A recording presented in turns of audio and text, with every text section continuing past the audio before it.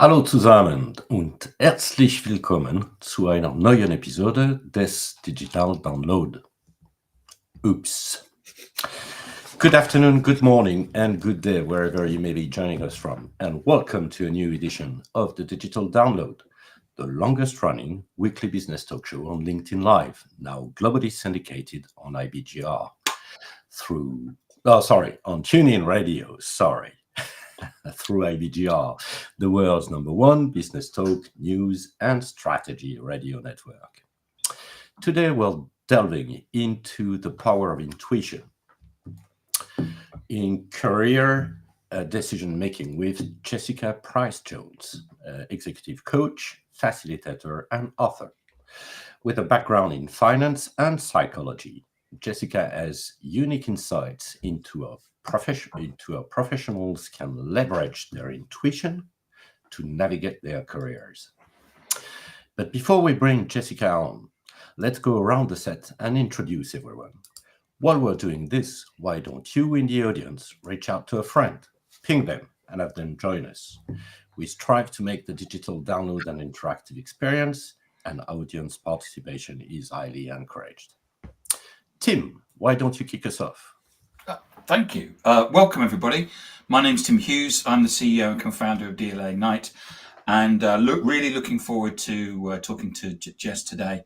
I'm famous for writing the book, Social Selling Techniques to Influence Buyers and Change Makers, and I'm going to get Jessica's plug in now before she starts, which is that Jessica has written the book, Intuition at Work, Using Your Gut Feelings to Get Ahead, which is available on Amazon and good bookstores. Excellent. Perfect. Adam. Hi, everybody. I'm Adam Gray. I'm co-founder of DLA Ignite and Tim's business partner.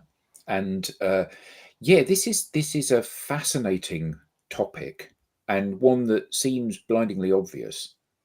It will be really interesting to see whether things that are foolproof are in fact I could be a big fool.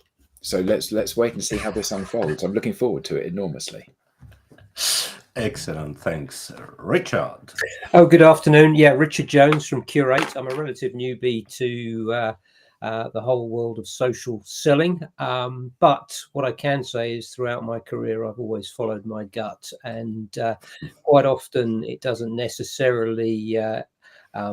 usually I'm right, put it that way. It doesn't necessarily mean that I end up with the best outcome, but I do generally feel that my gut takes me in the right direction. Looking forward to that discussion. And myself, Bertrand Godillot, I am the managing partner and founder of Odysseus & Co., a very proud DLA Ignite partner. As I said, this week on the Digital Download, we'll speak with Jessica. Jessica's blend of corporate experience and psychological expertise provides a unique perspective on the often overlooked role of intuition in career success. As she notes in her profile, she believes in using hard, soft, and intuitive information to get to the heart of complex professional issues. Let's bring Jessica on. Welcome. Well, thank you. I'm not sure that I deserve all those accolades, but I'm feeling very flattered. Of course you do. Of course you do. Bonjour, et nous sommes très avis d'avoir Jessica, très heureux d'avoir Jessica avec nous. And I'm using that because Jessica lives in France, so I'll take that opportunity. We don't have that every single day. Excellent. So good afternoon and welcome, Jessica. Jessica, let's start by having you tell us a little bit more about you, your background, and what led you to where you are today. So I started with a degree in Latin and Greek, and then I did a teacher training, and I knew on day one that I'd made a mistake in doing the teacher training in the school that I was in. That was the first hint that I got, okay, I've made a poor choice here. And I made a second very poor choice in my career, and I went to work in financial services. And, it was one of those very prestigious organizations, Marble Steps, Marble Hall. And even as I walked in, I thought, what am I doing here? And I was so unhappy. I was absolutely miserable. Anyway, I lasted 10 years in financial services and then did a psychology degree. and that started me on another whole career, and began an organization and looked after that for 15 years. And then I realized actually what I really like is working in the room with people. I wasn't enjoying running my organization, so I exited. And I just love, what I really love doing is enabling other people to do what they do. So that's what gives me joy and passion. Great, great. So, Jessica, let's start with a foundational question. What exactly is intuition, and how does it differ from logic and reason? Okay, so let's separate those two, because the what this thing is, of course, people can argue till the cows come home about what intuition is. And some people say it's knowing without knowing how you know, which sounds very meta. And I say that it's a feeling of knowing, so that you've got both the somatic stuff going on, what's going on for you, and also the cognitive thing. Because for me, it is generally a bit of both. And you might be more skewed one way than the other. You might be a more feeling before thought person, or a more thought before a feeling person. But I do think it involves both. It's not just about having something going on in your guts without recognizing what that is. So that's what I think it is. And also there's a sense of energy for me involved with it, that you're excited and drawn towards something, or you're going, that feels a bit fishy, I'm not sure about that. So that those thoughts keep popping back into your head, so they come back to you. If you leave it, it will pop up again, and it's just this kind of sometimes it's a quiet thing, but sometimes it's a wow screaming at you. So people experience it differently. So that was the first bit. And then you said, how does it differ from reason and analysis? And there's a really nice quote, which I can't remember where I stole it from, but I definitely stole it from somewhere. It wasn't me. And it was someone who said that actually analysis is a slow worker, but a fast learner. And that intuition is a fast worker, but a slow learner.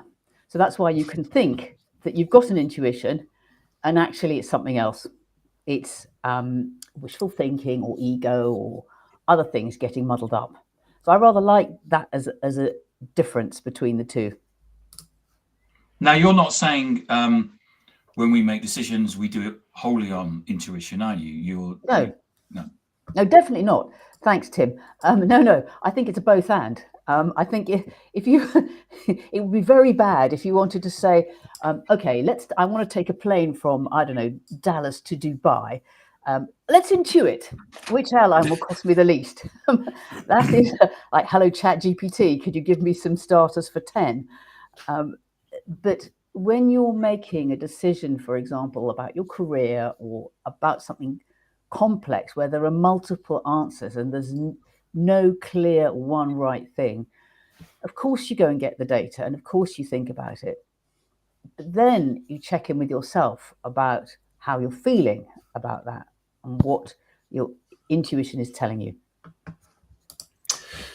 So I've got a question here. I've always been I like to think quite an intuitive person and flying by the seat of the pants. So I get a lot of this, like, I'm in a situation and I think, okay, this feels like the right thing for me to do. Mm-hmm. And then either I invariably make a mistake. I either don't follow my intuition and realize that I should have done, or do follow my intuition and realize that I shouldn't have done. So how do I balance these two things? Because I think we all are presented with a situation and we have like a knee-jerk reaction to that, for better or worse. And how do we then kind of work through whether or not this is an emotional reaction to the situation, or whether or not this is actually leading with your kind of your gut feel? Yes, I mean, we've all been in those situations where, you've hired somebody, and you there's been a little quiet voice in your mind going, don't do it, and you've done it anyway, and then you live to regret it, and it's very expensive and painful to undo. We've all done that, and we've all rationalized away our intuitions as well. I did that just the other day. Very annoying. So for me, I think that if you can and if you have the time, incubation is the way to do it. So you sit with it and you leave it and you incubate it. That's one way of doing it. And so just talk about incubate. When you say that, I mean, we kind of know what the word means, but crystallize that and what exactly do you mean by incubate? So incubate, it's like being an ostrich sitting on your eggs. You just wait. Does it still feel right? Do you have that feeling of internal alignment or misalignment? And if there's a sense of, I want to do it, but I'm feeling that there's a niggle, where does that niggle take you? Because good intuitions should take you to where the issue is. So when you're really in tune with yourself, you go, oh, that's the thing. So incubation, sit on it for if you've only got 10 minutes, fine, but take the 10 minutes. If you've got 10 hours, even better. So that would be my first piece of advice. And the second one is it's yes, no. So these are tools. I'll give you two more. So you just literally get some Post-it notes. Write yes, no on yes on one, no on another. Sit with your issue and pull out. Is it yes or is it no to your question? Come back. Do it again. Is it yes or no? So that you kind of testing and retesting yourself. Right. So that's another way of doing it. And the third one is a lovely one, which I got from an interview I did for the book, because I did about 60 interviews talking to people. And this was a polar explorer, Matt. And, his intuition, if he's going to go left or right across a crevasse, is really a matter of life or death. Yeah, absolutely. And what he said he did was he flips a coin into the air, and it's not to see which side the coin lands on, but it's to check in which side does he want the coin to land on, heads or tails. And that's the intuition. Yeah, it's funny you should say Excellent. that, because often we are doing something, usually it's a leisure activity and we're doing something. We go, well, I'm just going to do one more of those and then I'm going to stop. And then you do one more and you go, actually, I'm just going to do one more. I'm just going to do one more until you get that result that you want. And you go, okay, now I can stop because I've achieved what I thought I wanted to achieve in the beginning. So I guess that crystallizing this to understand what you're trying to achieve and to validate the decision that you want the outcome to be is it's a smart way of doing it, isn't it? Yes. And I find that when I'm coaching, often it's really interesting. People know what it is that they want, but they're coming to me for validation that they're making the right decision. It's not that they don't know what to do. It's, I just want someone to validate my gut for me. It's quite interesting. So how does it show up for you, Adam? Well, we do a lot of coaching and we see exactly the same thing. I don't think there's been a single person that we've ever spoken to that hasn't known what they've needed to do. And a lot of what we do is we help them understand why they need to do this. And then we help them to understand how they need to do this. But in terms of the stuff they're actually doing, they know what they need to do, but they make a whole host of excuses. It's really interesting. It's like, I guess that like psychologists or psychotherapists unable to analyze themselves, we are every bit as prone to not doing the things we need to do as the people that we coach. So finding strategies for us to self-diagnose this stuff, I think is really important. Yeah. I think there's another thing that is interesting to start to observe, which often when you're looking for a kind of an intuitive, like, where am I in all of this, what we fail to do is notice what's going on in our environment. And sometimes, what your attention is being drawn to is also part of the answer. And so, what is your attention being drawn to? And that's that's a great way also to go from the external to the internal. So I've got a pair of candlesticks sitting on the desk in front of me, and my attention is being drawn to that. So then I would start to question, why is my attention being drawn to the candlesticks? And what do candlesticks mean to me? And just go along that little route. That's a great way into intuition as well. Because I asked this question earlier in the week, and Richard said, quite quickly came back and said, correct me if I'm wrong, Richard, I may have got this the wrong way around, but you said, was it every job you went for, you accepted, was based on intuition except for one, and that one went really badly. Everything else was based on intuition, and you went for jobs based on, this just feels right.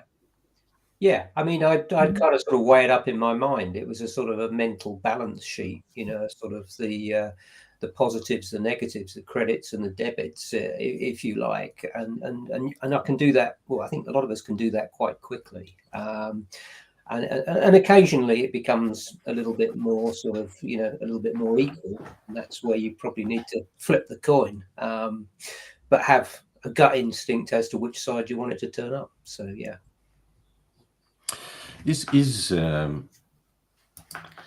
So if we are now considering our audience most probably made of professionals, how can they identify and interpret their intuitive signals, especially when it comes to career context? So is that a question for me? I guess. Yes. Yes. I just want to comment on what Dr. Huck has written. So one day reason said to the heart, I am a guide for those who are lost. That is beautiful. And I think that when we tune into, what is our heart telling us? What is our stomach telling us? What's going on for us? And am I feeling hot or cold about this? Have I got a warning bell going off in my head? Those kind of things. Those are the intuitions, and those are the little signals that we're giving ourselves. If we don't learn to recognize our own signals, we will never be intuitive. And it's in today's world of when you're always on, and you're on this or you're on this, your phone. It's really, really hard. So for me, it's about stopping and just taking a moment, shut your screen. And what am I feeling about this? What am I sensing going on for myself? What thoughts are popping into my mind? What images?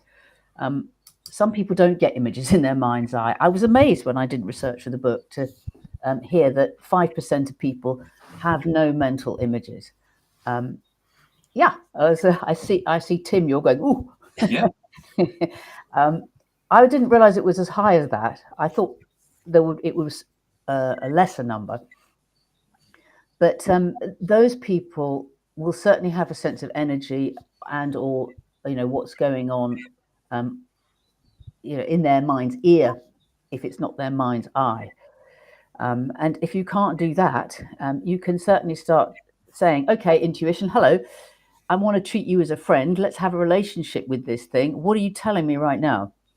So I think it's perfectly fine to start to talk to your intuition and treat it as the friend that it can be. Because one of the things you say in the book as well, Jess, is that as we move up through an organization, actually, the more we rely on intuition, because as you said earlier, it's that hire, or should we buy that company, or should we sell the company? And while we can have people going away and putting together a spreadsheet and coming up with facts about, we should actually be buying it or selling it.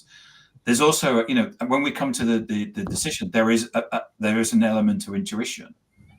Should we walk away from it? Adam and I met somebody this week, and and we both got a gut reaction when we met the individual that we didn't want to do work with that person. And isn't it quick? And it was. I mean, but the best way to sum it in a word that we can use on this show is a bully. Yeah. And we both got that feeling independently. And so sometimes that, you get this gut feeling and you go, but so how can we, so the question is really, how can we, if we need to understand this, how is it that we can really get and understand the intuition? How can we start leaning into it? How can we start feeling it? So I think that you did a brilliant thing, which is checking in with each other. So I don't know who raised the issue, but if you're sensing something, probably somebody else is too. And the main thing that you need is feedback. So to get better at it, you've got to get feedback.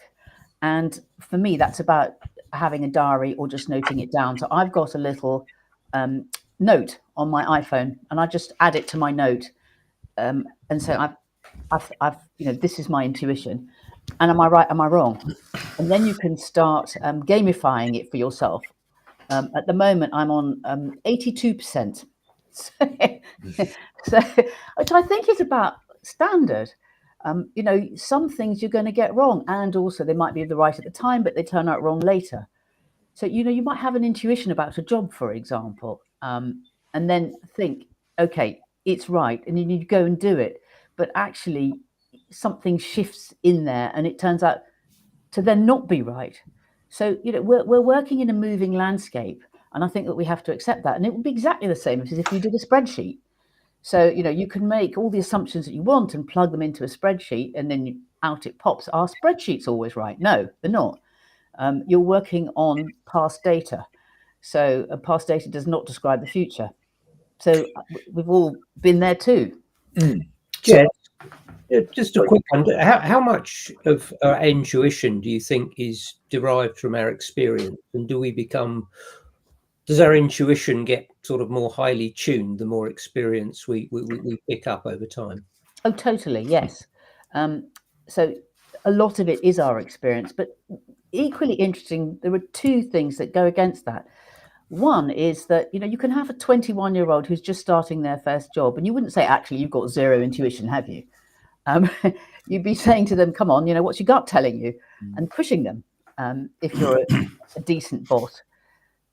And they can have some very good intuitions. So yes, experience helps, but it's not the be all and end all. And I forgot what point 2 was. So can't tell you. Oh, yes, there we go. You can walk into an environment that you don't know and still have a very good sense about it. So, is that because you know human beings and how different are human beings? So here's a question. I was very upset when Steve Jobs died. I thought, although he was a hideous human being in many ways, he was incredibly inspirational in terms of what he achieved. And one of the things that I particularly like that he did was there are obviously countless recordings of him speaking and addressing audiences. And one of them is his Stanford commencement speech, where he discusses a number of different issues and things that he's learned in his life. And one of them was he says, you can only connect the dots looking backwards. And he said about how when he went to Stanford and then he dropped out, but he stayed there so he could drop in on all of these other courses, and that helped inform his view of the visual world and typography and things like that, which all came together when he made the Mac many years later. And I think that there is a this was a podcast about career and how your gut feel can help you develop your career.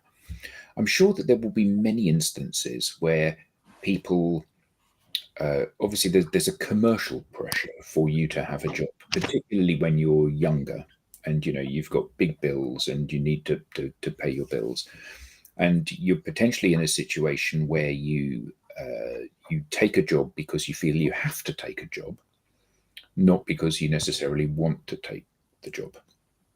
And then fast forward for 5 years or whatever and look back at that decision, and you kind of are in this situation where if you've taken one road, you take the job because you have to, you're grossly unhappy and you have a grim time for 5 years. or you decide not to take the job and you don't get paid for a month or 2 or 3, and then you land the most perfect job in the world, which catapults your career somewhere entirely different. And you can easily see this looking back. Mm. You certainly can't see it looking forward. So how much bravery do you need to implement in following that kind of gut feel, your most authentic self? Because we, all of us, are looking for purpose in what we do, and a dream and a mission, and so often I think when I look at the people that I interact with in the business world, that's taken very much a back seat in their lives, and they're almost a passenger in their own journey through life. Mm. So how brave do you need to be? I think, I'm not sure whether it's a question of bravery or just being open to being open. So I used to do quite a lot of career stuff at Judge Business School in Cambridge.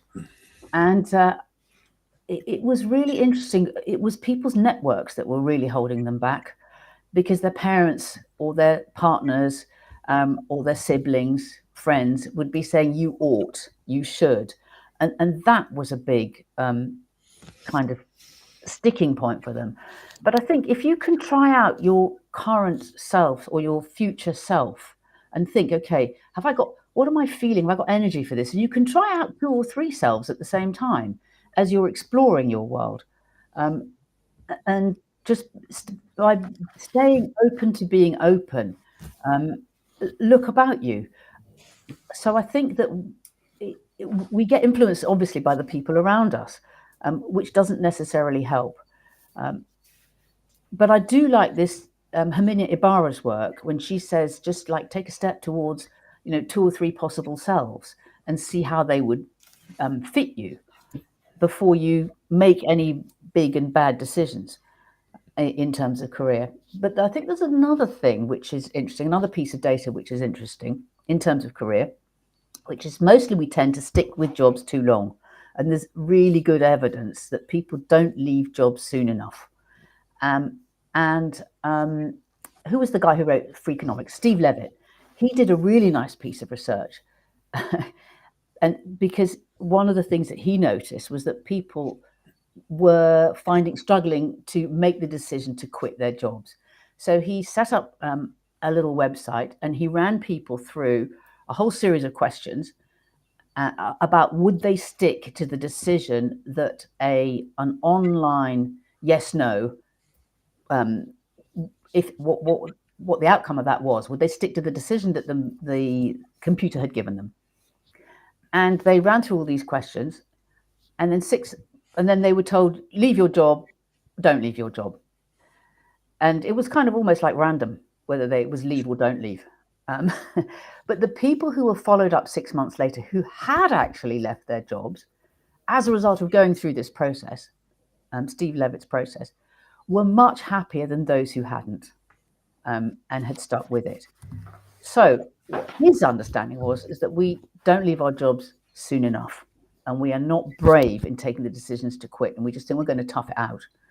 And when actually we should go, you know what? Quitting is what gets you ahead.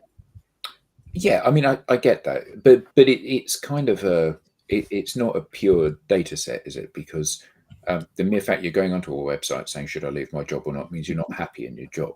Yeah. If you're not happy in your job, clearly, so whether or not you're progressing through your career massively well, or you're stuck in the same role for an eternity, actually, if you love what you do and you're happy doing it, all things considered, that's a pretty good place to be. And I think that the happiness thing is only part of the equation, isn't it? Well, courage is a big part too. Having the courage to say, right, I'm off. I'm going to try something new. And I do think that's the hard bit. That to be courageous. And maybe we can add trust, right? Mm-hmm. Because that's a question to me. You've got, because I think at the end of the day, this is what this is all about. You feel the energy, you feel that this is something that you should be doing, but how much should you trust this, especially when it gets into non-conventional directions, basically? Yes, And I think that's where coincidence. We got lots of coincidence and serendipity coming in here. So you think, I want a new job, you start casting about, then you start meeting some more people, and it's then who you come across in that. So it's almost like you put it's the thought, word, and deed stuff going on, isn't it? Making itself real. And when I say I want a new job, and then Facebook starts showing me job adverts, that's not serendipity, is it? That's that's called algorithm. That's called, you better get into your privacy settings and do something about them. Yeah, but now we've had this conversation, obviously we will all be getting adverts for new jobs, won't we? But I think that it's, you said about dynamically, journeying through and this stuff. But Sir Ken Robinson, the late great Sir Ken Robinson, in his TED talk, he talks about how we explore life dynamically based on the circumstances that are presented to us and the skills that we've acquired along the way. And that makes it, I'm not the expert on this, does that make it very difficult for you to plan a career? If you go to medical school and you qualify as a doctor and then you go into medicine, your career is pretty much mapped out for you, because people are always going to get ill and they're always going to need to get better. So therefore you've got a job and you're never going to run out of customers. But in so many other endeavors, there are so many external factors in whether or not the industry that you've chosen, or the role that you've chosen, or the company you've chosen, or the product you've chosen actually has any longevity or any relevancy. So you become a musician and you have a huge hit, and there's no guarantee that you're going to have a huge hit with your next album. Or, you launch a product which becomes flavor of the month, and then all of a sudden it isn't flavor of the month anymore. And so how can you plan a strategy? Can you plan a long-term career? Or do you just have to go through, and you said about being open to things happening. Is that the key? I think so. I mean, career agility. Have you ever met someone? I've only met someone once, and he was complete pain, absolute ghastly person, who said, I'm going to go to university and I'm going to get my MBA, and then I'm going to go and consult for 5 years, and then I'm going to go to my dad's business and I'm going to turn it into a worldwide thing. And damn it, he did, because he's thoroughly unpleasant. But most of us, it's being agile about what we see in our environments, isn't it? And going, oh, well, look, that's interesting. I'm going to move towards that thing because it's drawing me in some way. I feel a sense of energy towards it. I feel a pull towards it. And that's how I came to be a coach. I met someone back in the 90s and I thought, wow, that sounds like a fantastic career. Oh, I better go and find out some more. And that's what took me towards that. So I think it's more the agility and going, what interests me now that I feel a sense of energy for and a pull towards, which again, that's the intuitive thing working. Rather than heads down. No one can do that these days and say, right, I'm going to do 40 years at X Corp. I mean, forget it. It won't happen. What you start out doing these days can change just by dint of the way technology evolves. Jobs that they often say that jobs that people do today simply won't exist in however many years into the future. So you're going to always have to rely on some degree of intuition to go where you think the opportunity might be, because you can't map out an entire career of 30 years without the world changing around you. Oh, absolutely. And there's so many kids who say, I want to go and be a print journalist. And you go, please don't do that. Even I can see that's not wise. Yeah. Just two comments in the chat. First of all,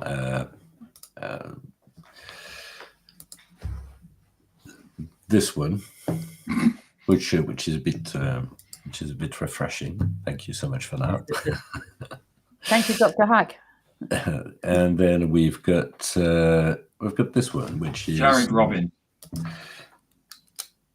Yeah, experience works against you if you're not open to change, and that leads me to talk about the difference maybe between intuition and fear. So because we talked about the positive aspect of that, I've got the energy, I can feel it, but there's also maybe sometimes fear and anxiety, which is actually maybe seen as intuition. But how do you tell the difference, basically, between fear and excitement? Between fear and anxiety and anxiety, intuition. yeah. So it says don't go there, but the reality is there's nothing to do with intuition. For me, anxiety is a sharper sense of a more urgent thing. If I'm anxious about something, and it's probably more time limited. It's about a thing, isn't it? I'm anxious that I'm going to miss my train.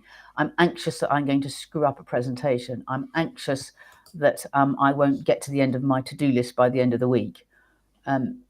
Whereas intuition, I think, has a more vague feeling.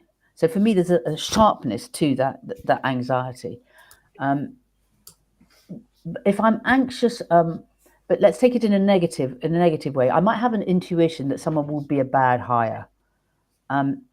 Would that make me anxious? I mean, this did happen to me. I interviewed someone for a role, and I went, "Oh, she's pregnant. She's not telling us. She's just found out she's pregnant." And I asked her a question. You can't say, "Are you pregnant?" Obviously. But I went upstairs and I said to the office manager, "Listen, if you want to hire her, take her on. I think, though, she's pregnant and there will be trouble." And we did hire her, and I was right.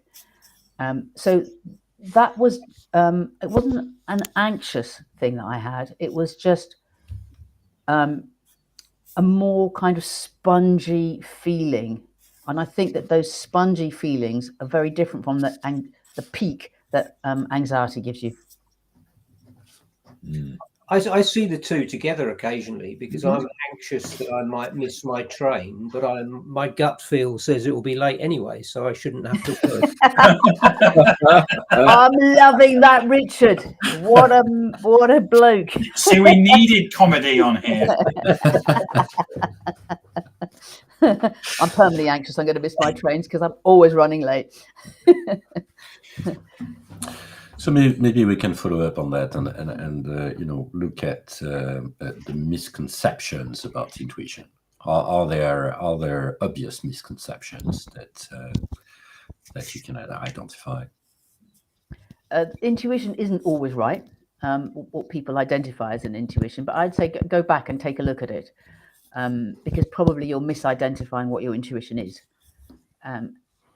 But I think Bill Gates said, it's something like, I'm misquoting him here, but my intuition is right 80% of the time, but that's good enough for me to get the bat and swing it. And I like that as an approach. So, but I think it's not to be. I was working in a consultancy this morning, and someone came up and said to me, "I think you're completely wrong. There's no such thing as intuition." And I just said, "Let's take this one offline and talk about it later." It is a thing that does exist that people use and don't really talk about. And if we did talk about it more, other people would get better at it. And it's a great shortcut. So in a volatile, complex, uncertain, ambiguous situations that leadership is these days, there are no definites. There just is no black and white. Everything is grey. So we need all the tools that we can get. And so if intuition is there as a tool, let's get really good at this thing. And if we were in any other society except a weird one, like weird, white, educated, rich, democratic, etc. If we were in any other society other than a weird one, we'd be going, of course we're going to use your intuition. So if we were first peoples anywhere, that's one of the first things we'd learn. And it's such a basic human skill because it's pre linguistic. It's still used even in the white educated. I guess from watching TV shows, most crimes in New York are solved through a hunch, aren't they? Which is intuition in another word. But I from my own experience, and I quote Lewis Carroll here. I give myself very good advice, but I very seldom follow it. So I'm very good at judging people's characters and then parking that judgment for logic. So I met this person, I think they're a complete idiot and I don't want anything to do with them. And then in spite of myself, I get to know them. And then I think, actually, they were all right. And then at some point down the road, something happens that I think, no, I was right in the first place. They are an idiot, or whatever the feeling that I have about them is. So how can I develop that spidey sense in order that I actually pay attention to it rather than just ignore it? Because I'm sure that most people in their daily lives have these intuitions and they tend not to action them. Yes. Because, like you said about your friends, oh no, I wouldn't do that if I were you. Well, actually, you're not me, so I'm going to do it. How do we tough it out like that?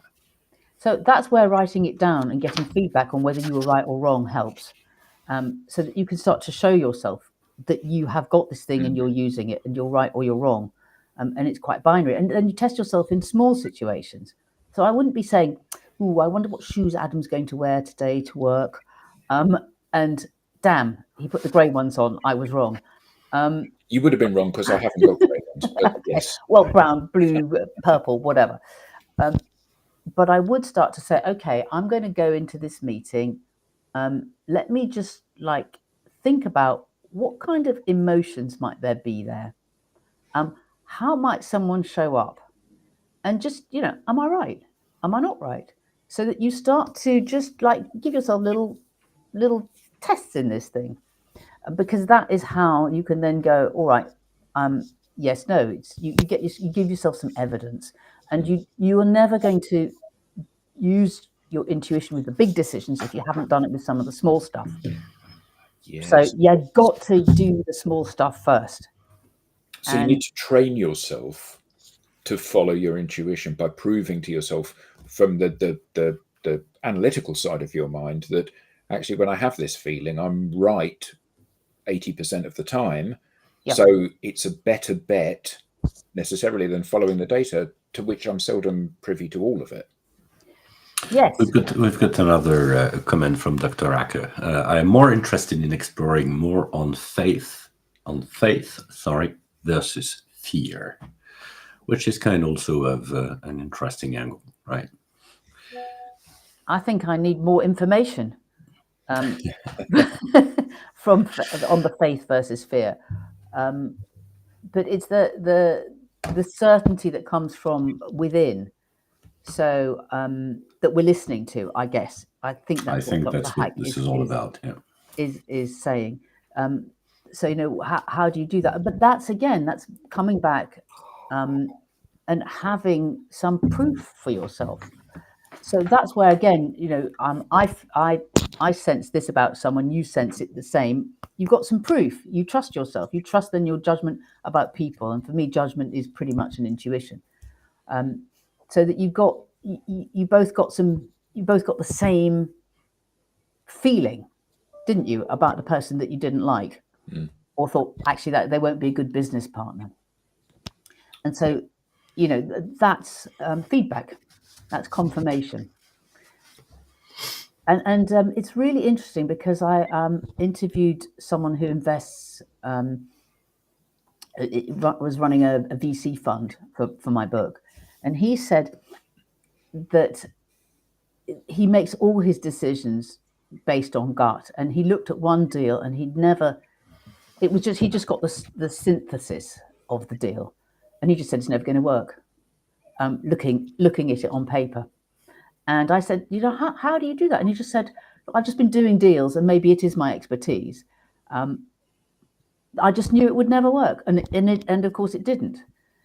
but when you post rationalize the thought that you had, it's never as your articulation of it is never as intense and strong and as good as that internal sense of it's never going to work. So it's this is where it's so hard, and it's so hard in talking to other people. In the same way, so Owen said to me this as well, that he walked into a lab and he immediately said, "We got to invest." They talked to the founder for 10 minutes, and he said, "This is a deal we have to do," to one of his colleagues, and they didn't know everything about it. They didn't understand all the technology at the time, but he just knew that they needed to acquire this business. And he said that it was extremely difficult to go and explain why he had this very strong intuition. They did acquire the business, and I mean, he was right. But there we go. I think you talked earlier, if I trust my notes, but you mentioned ego. Oh, yes. So what's the difference? How can you tell you're driven by your ego, basically? Well, I think if you're never prepared to listen to feedback from someone else, or to have your decision challenged, or to say, actually, I was wrong. Hello, ego shouting, probably quite loudly. And intuition wouldn't do that to you. You just be you. So if it's an intuitive perspective that you're coming from, you know, would you be taking the same stance? Probably not. Probably not. And I think the other thing about intuition is if someone else overrides it, you can go back when, you know, time will tell. That is the great thing with intuition. Time will always tell. Mm-hmm. Serendipity. Got serendipity through analytics. Oh, Dr. Hack, I don't know what you've been smoking, but I want some of it.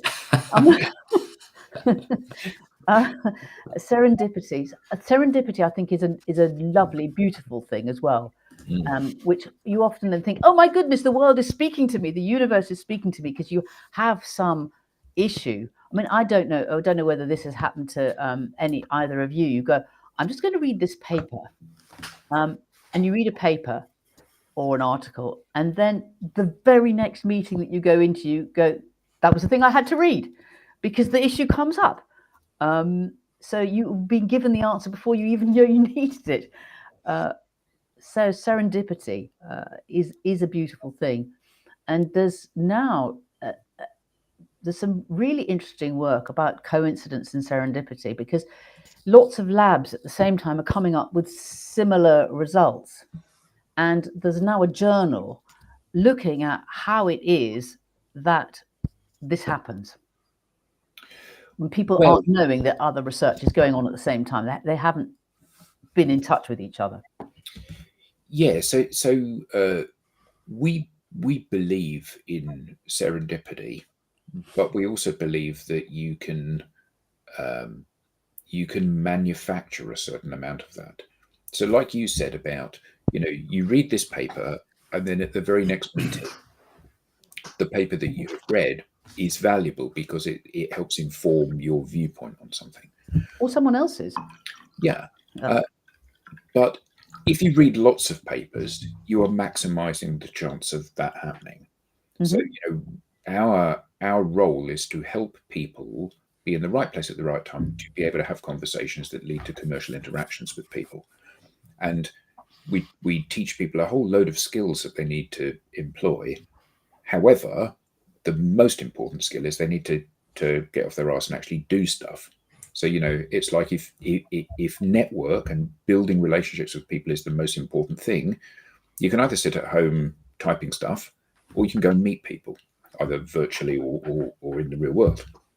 And it's taking that step that is the most important step. And I guess that again, like joining the dots looking back.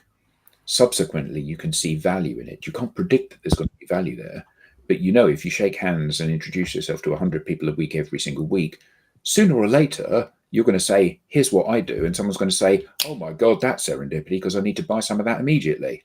Okay. Yes. Well, from a sales perspective, that's the new door knocking, isn't it? Mm-hmm. I think also, you're never going to change the world by clearing your inbox. But you might just change your world by going out there and meeting some people and having some new ideas and chatting with whoever's in front of you, getting some answers. So Simon Wilkins says, I must have a lot of intuition. 12 wrong placements in 22 years. I assume, Simon, you're being sarcastic. I hope that Simon's on the in the next one, he'll take some of that into account. Yeah. All right. So just so you know, Jessica has a new book out because it's the adverts now, you see. And I'm for those listening later on in radio, I'm holding it up. It's called Intuition at Work: Using Your Gut Feelings to Get Ahead. Thank you, Tim. Jessica, this has been great. Where can people learn more? So we've seen it in the book, of course, but how can we get in touch with you? Please find me on LinkedIn. I'm about to launch a new website, which will be Jessica Pryce-Jones.com. Should be around in a couple of weeks. And I really love chatting to people on LinkedIn. So please do find me there. Okay, Fantastic. Excellent. Perfect. We now have a newsletter. Don't miss an episode. Get the show highlights, beyond the show insights, and reminders of upcoming episodes. You may scan the QR code on screen or visit us at digitaldownload.live/newsletter. On behalf of the panelists, to our guest, Jessica, and to our audience, thank you all